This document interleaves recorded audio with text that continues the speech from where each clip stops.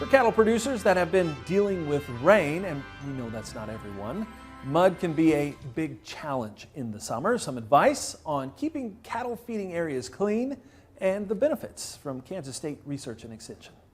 Today I'd like to visit with you a topic for our cattle producers on the care and maintenance of the pen surfaces of our feedlot or backgrounding units. One of the things that when we run into in rainfall situations, especially like we've had in parts this summer, is that pens can start to accumulate additional mud that we're normally not accustomed to during the summer months. One of the practices that we would like to do is once the pens become drier is to get in and clean and reshape those pens so we have the best drainage possible, so we minimize mud production for our feedlot and backgrounding operations. One of the rules of thumb to always remember is for every time that you move up on the leg of a steer or heifer, such as there's mud up to the dew claw level, we lose about 7% of gain. As the mud accumulates to the shin level, it's another 7%. If it reaches the hock, it's another 7% loss of gain in feed efficiency. So this is not only an animal care standpoint of providing them with a dry place to lay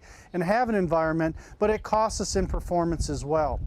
One of the reasons that we want to clean and groom these pens also is not only to remove the mud, but it also removes the amount of bacteria and potential pathogens that we could pass group to group. Particularly if we have empty pens during the summer months preparing for fall weaning, we want those pens to be clean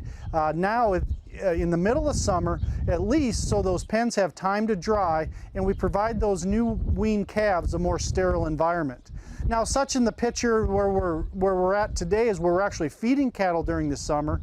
cleaning those pens in spring, and then coming back again in summer, especially after these rainfall events, is important to remove that accumulated manure and potential mud.